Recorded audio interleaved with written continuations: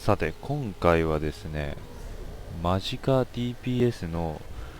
エンドの装備でよく挙げられているジュリアナっていう装備があります。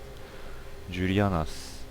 で、ジュリアナスは、スペルクリティカルでマックスマジカ、そしてスペルクリティカルがさらに上がって、最終的にはスペルダメージが上がるっていう素敵な、セット。で、マジカ DPS にとっての最終装備とも言われているような装備なんですが、それに近いものとしてよく挙げられるのがトワイスボーンスターって言われている装備。これは2セット、3セット、4セットはかなりしょぼくて、ヘルススタミナマジカとかが上がるだけなんだけど、5つ目がすごく特殊で、マンダスストーンを2つつけることができるというようなセット効果。で、今回検証したいのは、この、2つのセット装備を、比べてみるということ。ジュリアナの DPS とトワイスボーンスターの DPS でどっちが高いんだっていうのを検証しようっていうのが今回の目的になります。で、まず今つけているのがトワイスボーンスターで、2つのマンダスストーンが、適用されている状態で、今回はシャドウとシーフが DPS が一番出せるような組み合わせということでシャドウとシーフにしています。で、飯を食っている状態ですね。飯バフありで、マックスマジガが、44904、ヘルスが18139、で、スペダメは2439のスペクリが74.7%っていうような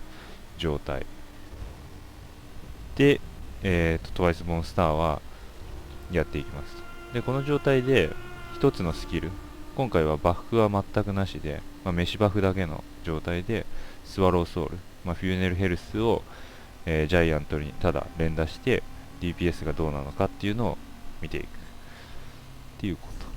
で、ジュリアナの方は、ここ今装備している部分を全部ジュリアナのライトに変えて、で武器はトルグに変えます。で、今そもそもジュリアナつけてて、で体にトワイスボーンっていう状態なんで、体ジュリアナ、武器はトルグっていう状態にし、スペルダメージとスペルクリティカルをかなり上げるような風にして、比較していくといったところです。で、じゃあ早速 TBS の方でやってみますか。で、ジャイアントに対して打つとノンクリで 8.1K でクリティカルで 15.7K で、これだけを連打してや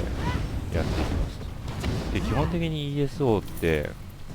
ダメージの振れ幅が全くないので、特にこいつを100体やろうが何体やろうが出るダメージとしては一緒ですと。で、さらに言うと、ここに表示されているスペルクリティカル、PVE の環境だとこのスペルクリティカルのパーセンテージがそのまま適用されるイメージなので、試行回数が多ければ多いほどこのパーセンテージにクリティカル率は収束していくようなことになります。なので今の 8.4K で 15.7K だっけっていうのをちゃんと計算してやると、TBS の期待値っていうのが割り出せますと。で、次ちょっとじゃあジュリアナの方を見てみましょうか。さて、ではジュリアナの方ですが、ジュリアナは、肩はケナのままで、頭も変えていなくて、体のパーツが全部ライトのジュリアナで、レジェンダリーのマジカエンチャント、そしてトレートは全部ディバイ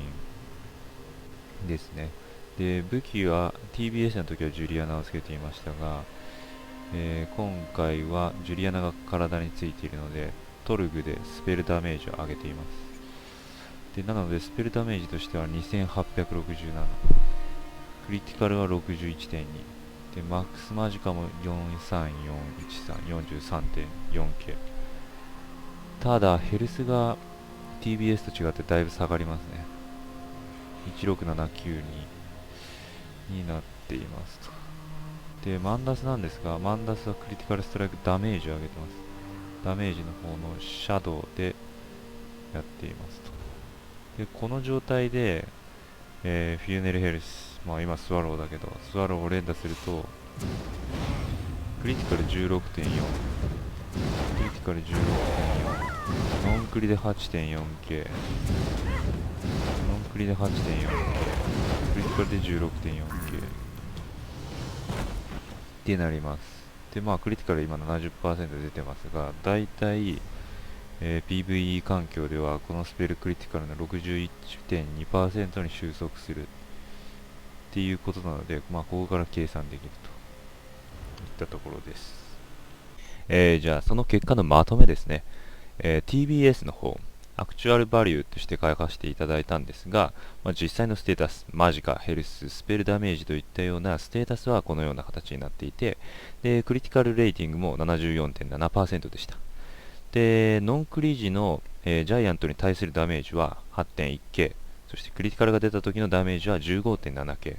で、これをアベレージの計算をすると、13777という数値が出てきます。ジュリアナの方も同じような条件で実施していますが、マジカヘルススペルダメージがこのような形。そしてクリティカルレーティングに関しては 61.2% で、ノンクリージのダメージは 8.4K、そしてクリティカル時のダメージは 16.4K と、まあ、ダメージとしては高いんですが、まあ、クリティカルレーティングが低いせいもあって、アベレージとしては若干下回る13296っていう数値が出ました。でなので今回 TBS の方が強いっていうことが立証されたのかなと思います。で、実はですね、この結果っていうのは実際にやってみなくても、実はちゃんとした計算式っていうのが存在していて、その計算式を使ってあらかじめ、計算していたものもありますと。で、この計算式どういう風にしてなっているかというと、最大マジカ、マジカ最大値とスペルダメージっていうものをもとに、このツールチップの、ダメージの計算を行っています。で、このツールチップのダメージって何なのかっていうと、まあ、スキルウィンドウを開いたときに、そのスキルに乗っているダメージがこれ、まあ、9124ダメージっていうような感じで、まあ、今回の場合はフューネルヘルスを連打してたんだけど、フューネルヘルスだと9124っていうツールチップのダメージが出てますと。ただし実際に与えるダメージっていうのはここからさらにクリティカルレーティングとクリティカルダメージっていうものを計算して与えるダメージが決まるので、このクリティカルダメージっていうのとクリティカルレーティングを計算して、まあ、アベレージのダメージを計算しているような形です。まあ、詳しいところは、どっかに公開されていますし、まあ、他の動画で説明できれば説明します。で、同じですね。ジュリアナも同じような、全く同じフォーミュラ、全く同じ計算式を使ってあげると、まあ、若干低い、アベレージダメージが計算されているので、今回このフォーミュラも正しいんじゃないかということが立証されたのかと思います。ということで、TBS が、間近型 DPS にとっては最適っていうのが今回分かりました。まあ、ただし、これは NB のパッシブありの状態なので、NB は特にクリティカルダメージに対するパッシブっていうものが存在して、このパッシブダメージが意外にでかいっていうのがあるので、NB 以外をやる場合っていうのは、あらかじめちゃんとフォーミュラを使って計算した上で TBS が本当に強いのか、またはジュリアナの方が強いのかっていったところも検討していただければと思います。まあ、実際 TBS のそのメリットとしては、他のマジカとかヘルスとかの、リソースが確保できるというところと、まあ単純にダメージが、アベレージのダメージが大きいっていうところなんですが、デメリットとしては、装備を切り替えてしまうとマンダスが剥がれてしまうので非常にめんどくさいです。なので装備を変えたり、フレキシブルに例えばヒーラーと DPS の装備を切り替えたりしなきゃいけないっていう場合は全然ジュリアナの方でいいかなというような結果だと思います。